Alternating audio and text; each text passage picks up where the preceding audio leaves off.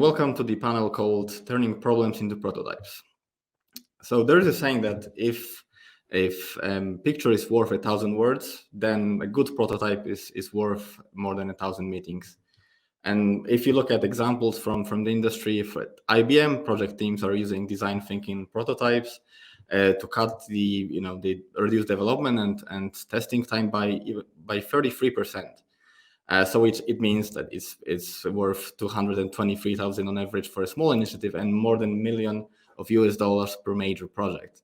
So it all looks brilliant on paper, but obviously there are companies that are doing this better than others, and we would like to learn from industry leaders how they are using prototyping in their daily work. So please welcome on stage first Peter Collingridge, EMEA head D10X at Citi Ventures.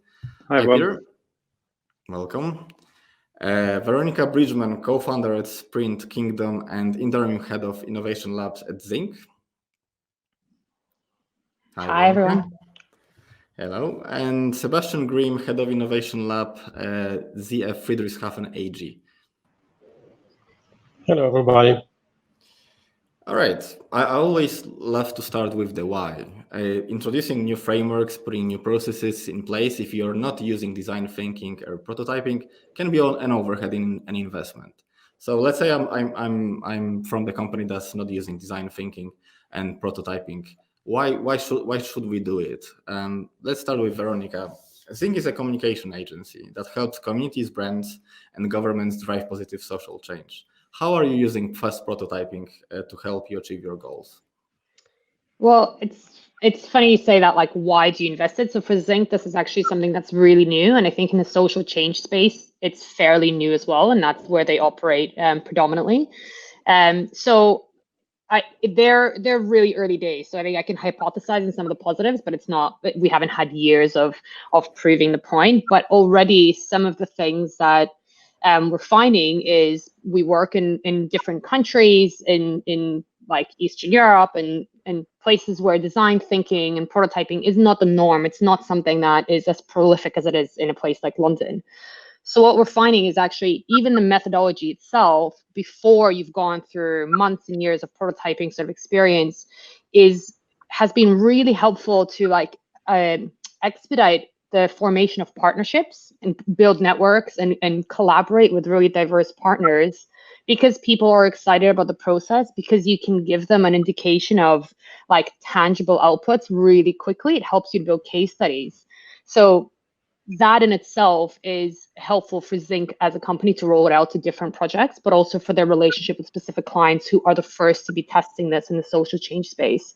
So I'd say that way of working is so collaborative and so inclusive that it helps, really helps with relationship building. And then in 5-10 year project cycles where you're working with governments and local organizations and stuff, that network and relationship building aspect is really critical, and prototyping and innovation sort of design thinking approaches to doing things is really helpful for them.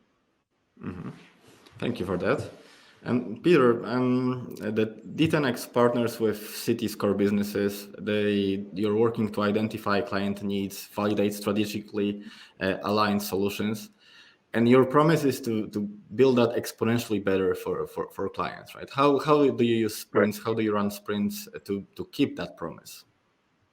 Yeah, so I think there's no standard answer to everything, right? What we're always trying to do is find opportunities for disruptive growth for Citi and for our clients and validate those. And the validation part of it is really, really, really important to what we do. To the point where we might kill 90% of what we do because they don't reach the client validation that we need. We don't always do design sprints, but I think where we've done design sprints, it can like a design sprint done at the right time for the right project can really move things forwards a huge amount. And I think I've probably learned the reason we use design sprints is because I'd done them in previous jobs. And I'd also not done them in previous jobs and wished that I had. So the mistakes that we made in not doing it, where we built products, taken them to market and nobody cared, that's a really great reason for why you should do it, because you can find that stuff out ahead of time. And I think I had a kind of, when I first read the Jake Knapp sprint book, I don't know when it was probably 2016, quite soon after it came out, I think, as I was doing a sprint at my previous employer, the Times newspaper.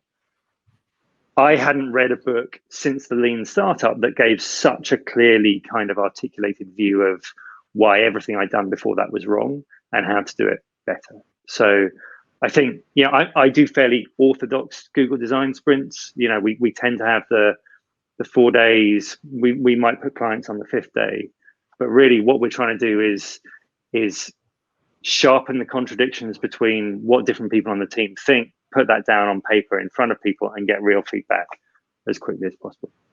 I love that you mentioned the book from Knapp. I think it's one of those books that definitely influenced the entire industry so much, and we've adopted as well to our own standards and use. Sebastian, ZF is a global technology company. It supplies systems for passenger cars, commercial vehicles, and industrial technology. You can say that the innovation lab that you're running is at the top of innovation funnel, right? So it brings internal ventures to life. How would you say that prototypes are helping you in your work? Yeah, as you mentioned, we are an automotive supplier company, and the normal development process in the automotive industry is quite long. So it takes years to bring a new product into the market. And our goal is to find new ideas inside ZF. And the only thing to show that an idea will work in the market is prototyping. So we use this a lot just to shorten the development process and just to show the people that an idea could work in a market. We want to try out it in a market. We want to do business modeling around the idea. And so we need to have kind of prototyping in that process just to make it short. So we normally have a time frame of 3 to 6 months to evaluate a new idea, evaluate a new product or a new business model. And we also have an only limited budget. And so the only thing that we have to realize those ideas is prototyping.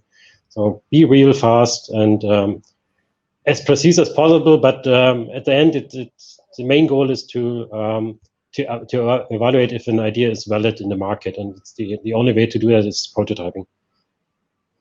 All right, thanks for that. I know it all sounds very promising, but I'd like to talk on more real life examples. How are you using prototyping in specific projects? So. Veronika, I know you collaborated with big financial and tech companies like Visa and Google. Can you walk us through the experience of working on conceptual work with those big players? Yeah, I mean, in my world, probably different to Sebastian, a lot of my prototypes often end up as clickable design. So in whatever various spheres you do, because the services can be prototyped digitally or the products can be prototyped digitally. Some example projects that I was thinking of that had like slightly different prototypes was actually one of it usually actually comes from having interesting partners or challenges. So when you have like kind of not just one client, one product, and you're fixing an existing element of a known ecosystem, but you're actually you're bringing together different partners. So actually one of the early ones I did in collaboration with Google was also in partnership with the local London, we call TfL, but it's like the Transport for London government, departments, and also the bank who funded their city bikes and, like the ones you can borrow and drop anywhere. So what was interesting there is we had different sprint teams working on the same challenge. And even though they had the same solution, the way that they chose to prototype their ideas was really different. So it was basically creating like a new service to diversify the usage of the bikes, especially in off-peak hours. And even though the solutions were all around these different services, there was people who literally were prototyping like mock-ups of the interface in situ. There were people who used sort of like PR stunt campaigns, who used like digital interactions on what you would see on your iPhone app. So it just kind of went to show you that you can start with the same problem and you can come out with very different ways of prototyping. But the point being is all of those different approaches to prototypes, whether they were physical or online, gave the same insight into how would people perceive or react or interact with a new service, right? So that was an interesting project.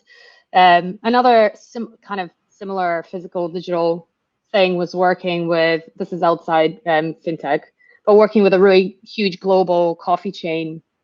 We were trying to prototype sort of the future of self-serve coffee, and in really different global markets who like had a lot of experience and then who had very limited experience with markets like this. And the prototypes ranged from like literally taking like the large size iPads and sticking them onto coffee machines to like mimic interfaces, to like sticking iPads onto cardboards because we didn't have machines in certain like cardboard mock-ups in certain markets.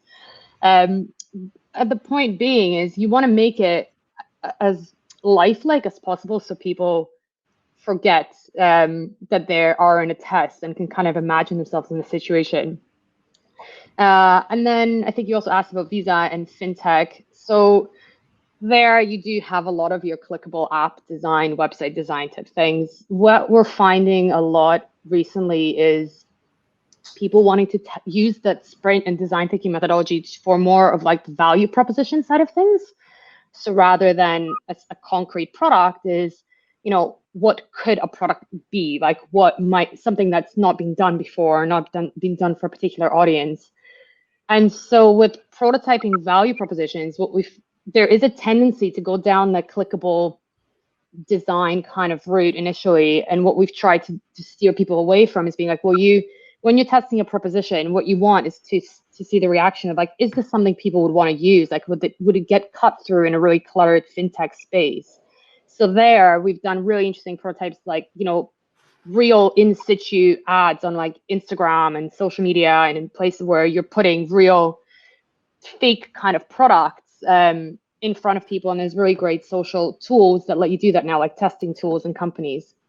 And yeah, so I think increasingly as it's much easier to come up with new products. Mm-hmm. And I think Peter was saying, you know, like coming up with things that no one cares about eventually. Yeah. If you can test things at the concept proposition level, mm-hmm. in creative ways, that's given us sometimes really pivotal feedback of actually the audience for this is completely wrong. So then you have to go back and test again with some different segments. So yeah, so that's sort of like a summary of a few different pockets of prototyping. Thanks for that. How about you, Sebastian? ZF spinned one of the ideas, car e-wallet, as a startup. Why this idea was selected? Were there other ideas that you sort of considered? Yes. So why car e-wallet? So car e-wallet was one of the first projects of the Innovation Lab. So around 3 to 5 years ago. And the idea was at the end was really clear in the business case and also in the technology. So it was quite easy to spin off this idea. And it also had some customers. And so it was an easy thing, an easy decision to spin off such kind of an idea. And it was not mainly the core strategy of ZF in that moment, because car e-wallet offers a blockchain-based payment process for autonomous cars. And other cars, and so that was not especially the blockchain business was not in the focus of ZF at that time, and so just to give the idea the freedom to grow and to improve, there was the decision to spin off this idea. On the other side, yes, we have a lot of ideas here in the Innovation Lab, and some of them are on the stage for where we're also evaluating a kind of a spin-off. It really depends mainly on the business model, and if we find some partners or customers that will help us with that companies, with that ideas in the market, to find the right place in the market. And so, yeah, that's mainly the decision behind it is based on business model and business plan. And if we got some partners that invest also in the idea and also believe in that idea. And so if all these things come together, then we spin off all the ideas.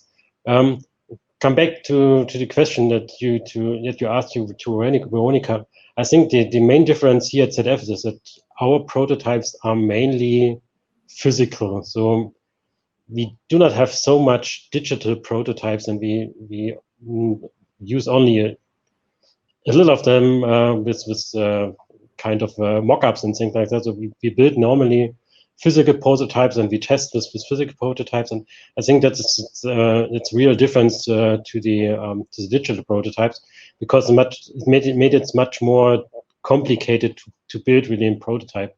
But that's also an advantage of ZF, that we have all the necessary resources inside the company. So I just can go out of my innovation lab and go to the next door, and then I find the right engineers, I find the right places. I have a production line where I can test something. And so yeah, it's the advantage is that we really have resources and machines and processes that helps us to become really fast in implementing prototypes. All right, thanks for that. And Peter, D10X is known for your rigorous validation process for ideas. Which products built by D10X are you particularly fond of, and why? I love all my children equally, I think is the only appropriate answer to that. Look, I think one of the things I'm very proud that we've achieved at Citi and Citi Ventures is understanding that invalidation is a positive outcome, right? So validation is great, but invalidation is also great because it saves you a load of time and money sort of spent building the wrong thing that nobody wants, right? Kind of to my earlier point. And I think the projects that we've done design sprints for, which isn't a huge amount, right? But the ones that I love is not, it's the ones where you get a really strong response to it. People either love it or they hate it, right? And I think the stuff that's in the middle is often more problematic. So when you get really strong invalidation of an idea, like that will never work or something else, like in my previous job at the Times, for example, we ran one really successful design sprint that tripled the conversion rate on a landing page into a paid trial. And we did a follow-up design sprint where it turns out what we were testing was actually our ability to work with the marketing team.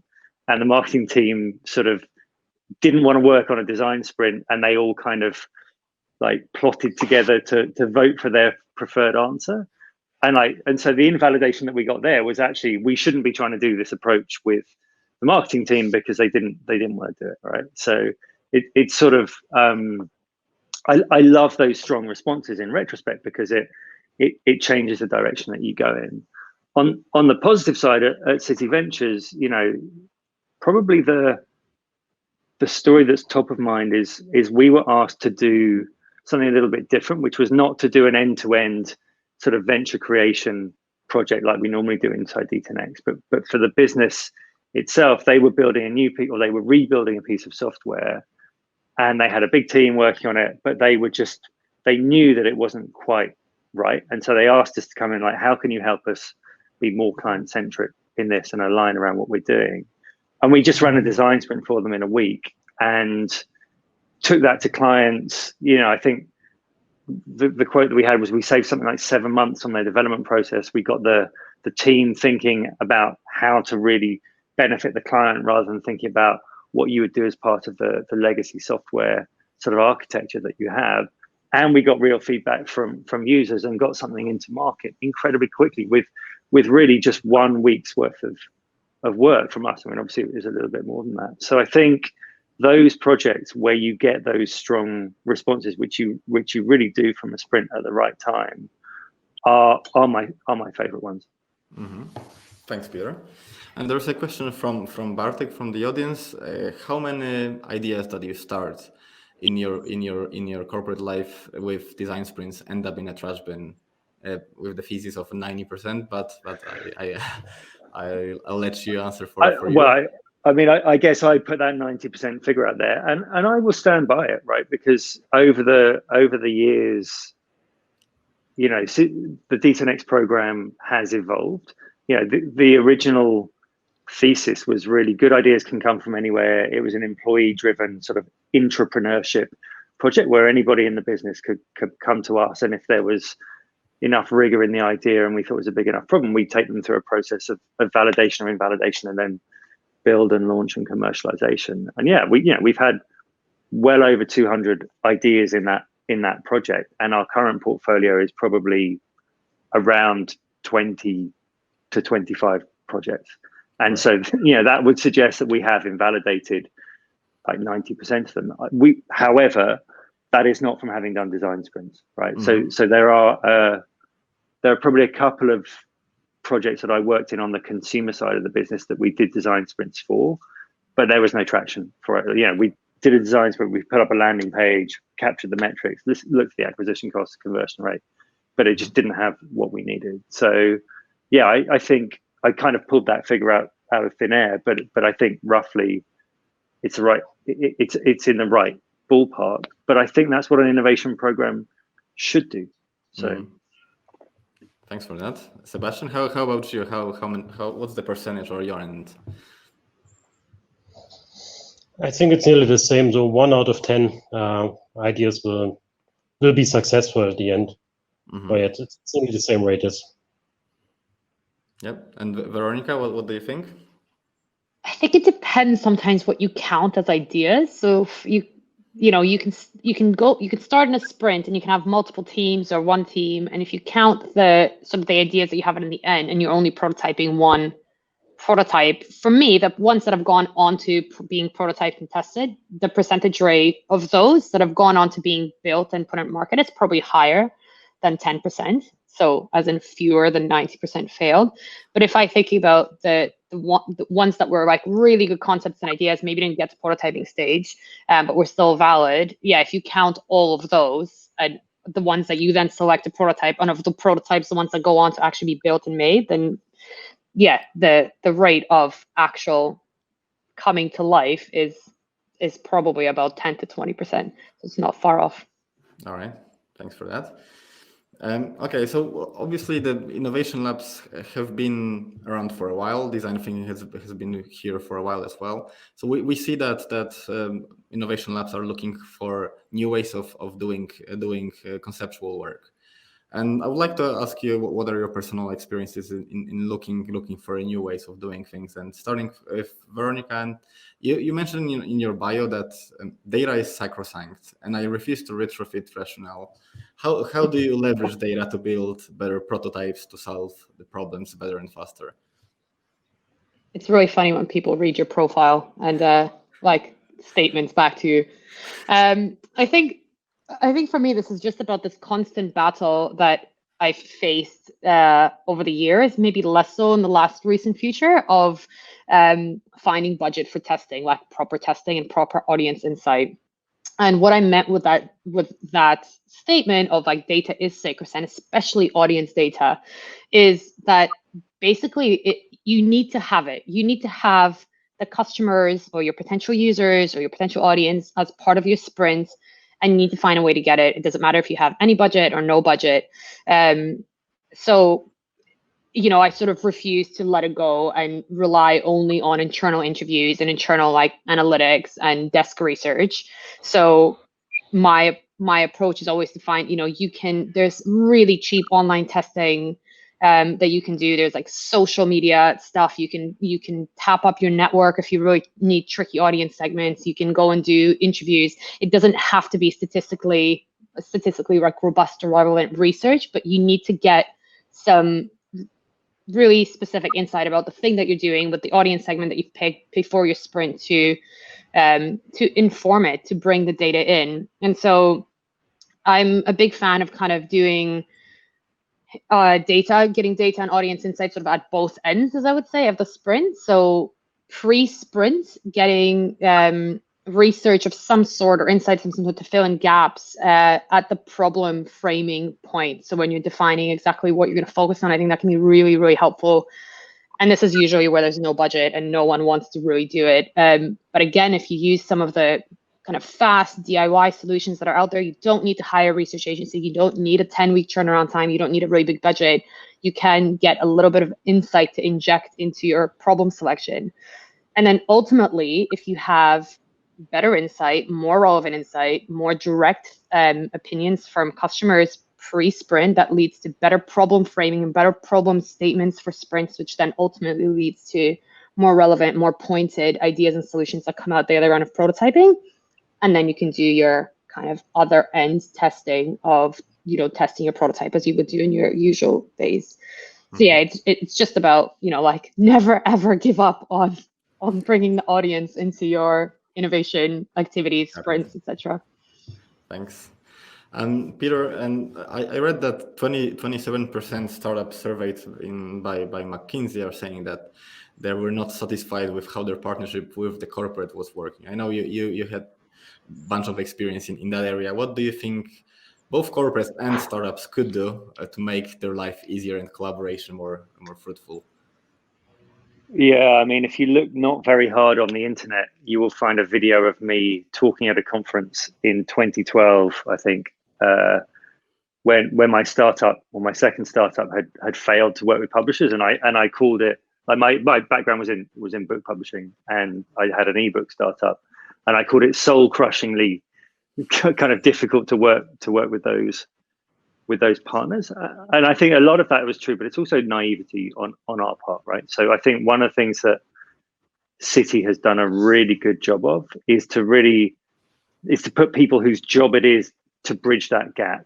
And like our team is made up of people who know that big corporates don't operate like startups, and you have to take people along the journey with you. And yeah, all of these kind of antibodies or organ rejection or all of that stuff that everybody talks about, it's a process, and stakeholder management and taking people on that process and on that journey with you is what innovation is. It's not post-it notes and bean bags and kind of stuff like that. It is really doing the hard work of taking an organization with you. That's certainly innovation in corporate innovation as far as I'm concerned. And if you don't do that, you're going to fail, because you're just going to say, look, here's our wonderful thing that you guys don't care about. And nobody's going to be buying that, whereas if you take them on that journey and you help them see, like ideally when we're successful, it's because somebody senior in the business has come to us and said, we've got this problem, we know how to articulate the problem, we don't have to articulate the solution, we think you can help, and then we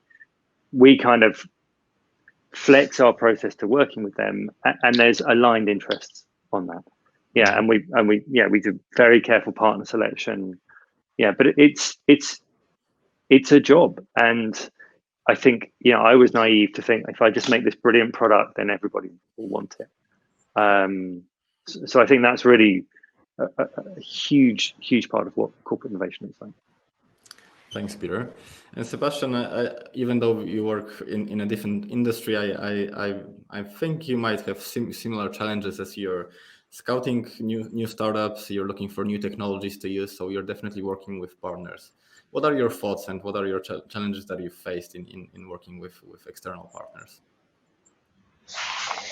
Yeah, first of all, I think it's a cultural thing. So yes, we are a quite large company, and normally we believe in processes. And on the other side, you have the startup world. It's also have some processes, but they are quite fast and they are quite flexible. They are quite agile, and so that's sometimes it's really a cultural clash, because we follow our processes and go step by step. And on the other side, you have startup companies that when they got a new idea, when they have a new opportunity, then they follow the new opportunity, and so they are really, really flexible and agile. And so you need to harmonize those two worlds together. That's one of the challenges that we have.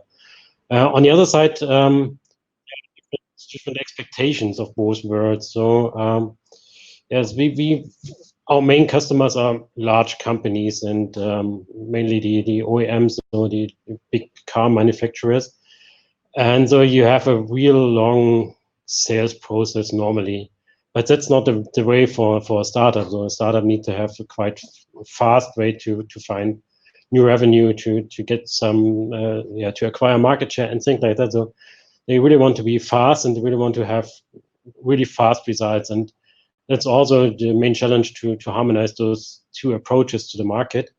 And so yeah, that makes the work with startups a little bit challenging, but we really use some of the principles that startups have, and also in our innovation processes. And so we learn from each other, and I think that's the best way to do that. So to be open to learn from from the other side what they would really did really well, and on the other side they will learn from us how they can produce product that will be sold to automotive customers. And yeah, I think it's really important to be open, to communicate, to collaborate, and to work closely together and to learn from each other.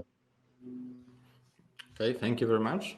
And I want to move to slightly to challenges. Well, we were talking about why should be using prototyping as and design thinking at all, but there are challenges obviously, and one of the questions that was meant for Peter, but I think Veronika, you could pitch in here as well. It sounds like a question to you too as well.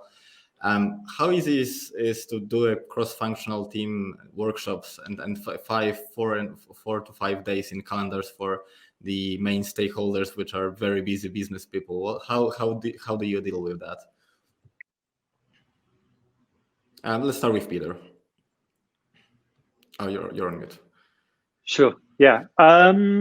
So I think that's what, like, if you can't get it, that's one of the proof points that you probably shouldn't be doing a sprint and you're in the wrong partnership, right? It does take time, but I think, you know, we have often done sprints and we've said, look, you're going to need to block this out 4 or 5 weeks ahead of time, and somebody's job is to kind of schedule it.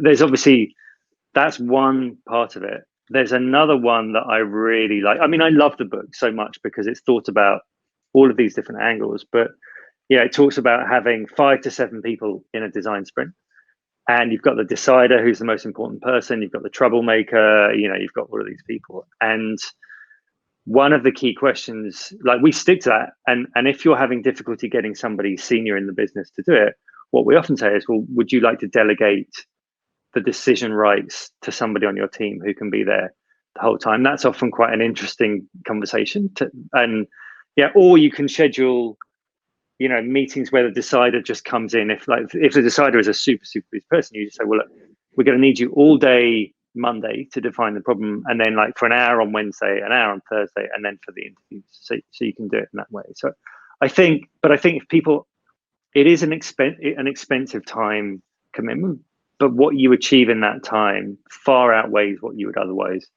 do with it. So I literally make people read the book, and if they can't find the time, it's we either delegate or we just don't do it. Thanks, Peter. What do you think, Veronika, especially from your consulting experience? Yeah, I mean, similar opinion. If you're getting a lot of resistance that people are not bought into the process, you're not going to get the best out of them in the days, because they're going to be the ones stepping out of the room, checking their phones, and you know, if you force something too much, it's just not worth it. But rarely, actually, when you're in that situation, rarely do you need them for 4 or 5 full days. So especially when in some of the work with Zinc and some of the clients where you're working with government officials and CEO level type people, I think Peter's right in that first day is really crucial. They're the ones that can really set the scene and make sure that the focus of the sprint is set in the direction that they are bought into. And then there are just some key moments. So I would say in total, you probably need more realistically like 1.5 to 2 days worth of the time. So 1 full day and then like a few key moments. The other thing that I've often done is if there's a tricky partnership with stakeholders, you can do the first 3 days of the Google sort of model, and then you can get some prototyping support externally, so through design agencies that are working with a reduced portion of participants from that sprint. And then you can also do the same thing with testing, where you have sort of like a few key people working with a design agency, working with a testing agency to test your prototypes, but you don't necessarily need all of the CEOs and et cetera being in that room for the full day, both of those days on the 4th and 5th day. And what is really effective to then communicate that back to them is capturing any sort of customer videos or insight from the testing, so that it's not just your word against theirs. It's basically, you couldn't be there, but here are snippets of real people interacting with your products and what they said. So I think that has been really helpful to bring the customer back into the boardroom when you're assessing the project at the end. So yes, I would say, aim for 3 days at most. And if you can't even get 2 to 3 days, then I would say it's probably in the commitment's just not there. Thanks. And there is a question that I would like to start with Sebastian. At which stage of the process do you start testing with potential audience? In your case, might be slightly different. Maybe not potential audience, but maybe that, well, there are the companies that are buying products from your company. Well, how do you see, especially that in your case it's mostly physical prototypes? I can imagine that current situation doesn't make it easier to test with the potential users or potential people on the other end. How do you approach the testing process? When is the best time to start it? We normally try to be as early as possible to test with potential audience. Because you need to have a quite early feedback from the audience, and so at the earliest stage, sometimes we don't have even a prototype. We just have a concept or an idea, and ask people about the idea and how they find if they have any other problems around that idea. So we start as early as possible to discuss this with the audience. It not necessarily mean that's our potential customer, but it also could be some suppliers. It also could be some external audience like journalists, press, things like that. So we try to ask as many people as possible and as many rows as possible to find the best fit for the solution at the end. All right. I think if I could just add one more thing to that is I think it's not too early, and I wouldn't leave it till you're actually working on something to ask. Like, I would start asking at where you think you have a problem that you want to take into a sprint or into a design challenge or whatever that might be. So make sure that you put that problem to the audience and validate the problem, not just validate the solutions that come out of your internal processes. So as early as possible would be my thing. That's right. All right. And Peter? Yeah, I think what Veronika just said there is absolutely spot on. So, I talked about doing a sprint at the right time in the right project. Doing your research to make sure you understand what the problem is almost a categoric setup for doing a sprint. I think we approach the outcome of sprints as well as we're fairly sort of religious about having clients in the process. So in the same way that we schedule senior time calendar weeks out, we do the same with clients, and we make sure that we've got 5 to 7 clients, allowing some to drop off in the calendar almost as a hard sort of deadline for us to force us to go to those clients rather than just doing internal stuff.